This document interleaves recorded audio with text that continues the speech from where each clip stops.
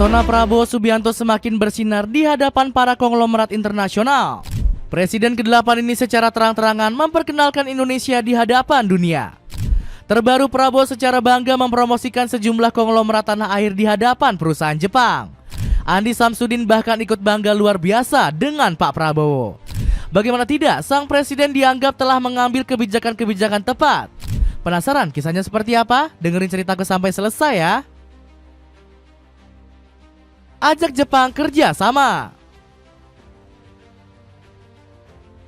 Prabowo Subianto menggandeng banyak negara untuk bekerja sama dengan Indonesia. Politikus 73 tahun ini juga nggak henti-hentinya untuk mengajak perusahaan asing untuk berinvestasi. Ambisi besar ini terlihat dari dirinya yang menemui banyak perusahaan saat menghadiri KTT APES 2024. Hasilnya, ketua Partai Gerindra ini mendapatkan banyak tawaran dari berbagai negara. Perusahaan asal Tiongkok dikabarkan ingin menggarap proyek strategis di Indonesia. Mereka akan bekerja sama dengan PT Huawei Tech terkait percepatan transformasi digital. Selain itu, Prabowo juga menggandeng perusahaan Jepang yang bekerja sama dengan PT PLN.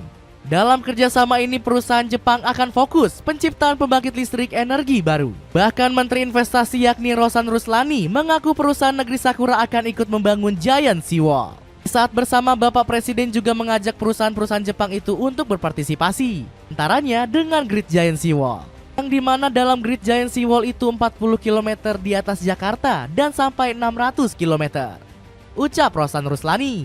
Selain itu, Prabowo juga membahas tentang kerjasama di bidang lain seperti kesehatan dan pendidikan. Bahkan Presiden Indonesia ini memiliki rencana untuk membangun sekolah Jepang di tanah air. Ditambah lagi, Prabowo juga ikut mengenalkan sosok Andi Samsudin ke pengusaha Jepang. Konglomerat yang disebut Haji Isam ini disebut bisa menjadi partner bagi usahawan negeri Sakura. Ada Bapak Andi Syamsuddin Arsyad, seorang pengusaha terkemuka dari Kalimantan. Ucap sang presiden yang disambut tepuk tangan elegan para peserta forum. Berani tolak Apple di depan umum. Perlakuan spesial Prabowo sangatlah berbeda dengan Apple.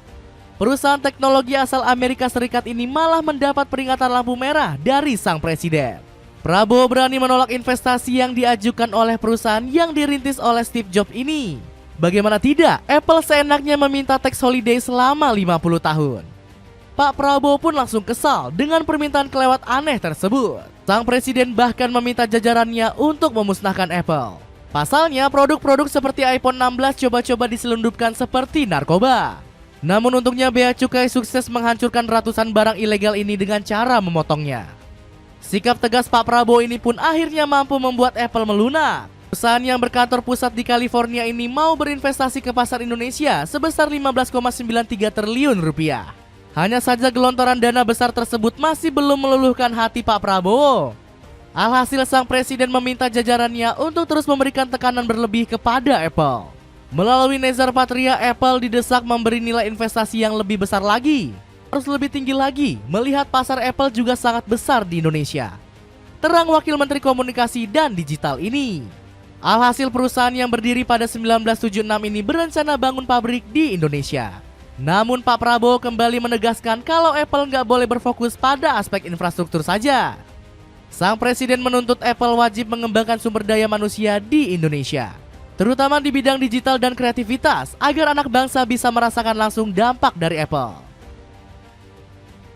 Madu Habatu Sauda ini bisa kamu dapatkan mulai dari harga 60 ribuan aja loh. Cek keranjangnya di link di bawah ini. Pidato terbaru Prabowo Subianto. Selain berhasil menekan Apple, Prabowo Subianto memberikan pidato karismatik di acara HUT Muhammadiyah. Politikus 73 tahun ini menegaskan ketangguhan Indonesia di tengah kemelut politik global. Pasalnya, belakangan ini sering sekali terjadi gejolak di kawasan Asia. Sebut saja situasi di Suriah yang kembali memanas akibat pemberontakan, maupun Korea Selatan yang berada di situasi darurat militer beberapa waktu lalu. Ketua Partai Gerindra ini menegaskan Indonesia harus tegap dengan prinsip non-blok. Hal ini nggak lepas dari perairan Indonesia yang dianggap sebagai kawasan yang strategis. Di tengah situasi yang tidak menentu ini, kehendak kita tetap waspada dan tidak lengah. Kita harus tetap berpegang teguh terhadap prinsip non-blok, apalagi 40% perdagangan dunia lewat di perairan Indonesia. ucap Prabowo dengan nada tegas. Selain itu, politisi Gerindra ini ingin menghemat pengeluaran negara. Salah satunya dengan mendesak Kementerian Keuangan untuk memotong anggaran kunjungan ke luar negeri.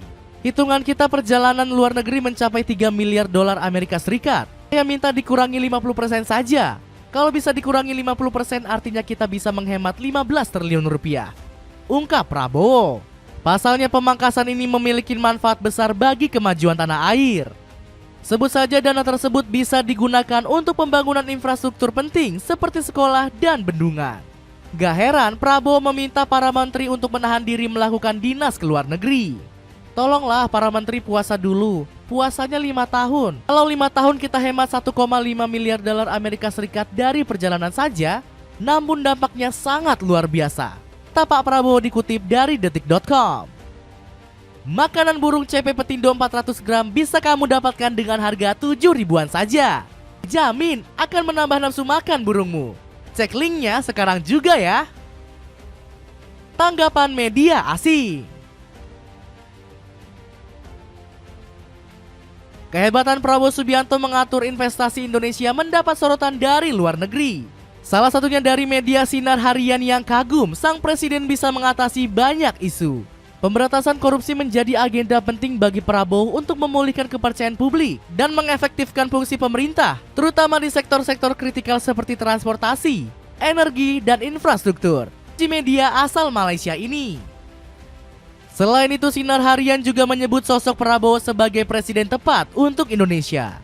Latar belakang luas Prabowo dalam kepemimpinan militer dan politik berkontribusi pada stabilitas dan kekuatan yang seringkali dibutuhkan di tingkat tertinggi pemerintahan, tulis media tersebut.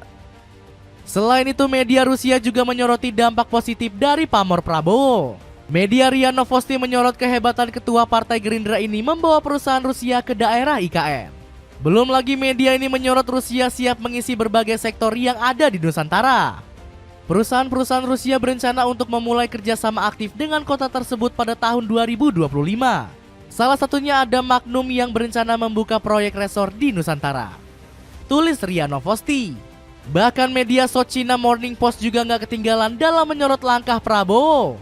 Media ini kagum dengan rencana politikus 73 tahun tersebut untuk bertransisi dari bahan bakar fosil. Presiden Indonesia Prabowo Subianto telah mengumumkan tujuan ambisius untuk menghapuskan batu bara dan bahan bakar fosil dalam 15 tahun ke depan, tulis China Morning Post. Nah, jadi begitulah cerita Prabowo Subianto yang membuat negara asing jadi rebutan. Ada komentar tentang cerita tadi? Coba tulis di kolom komentar di bawah ini.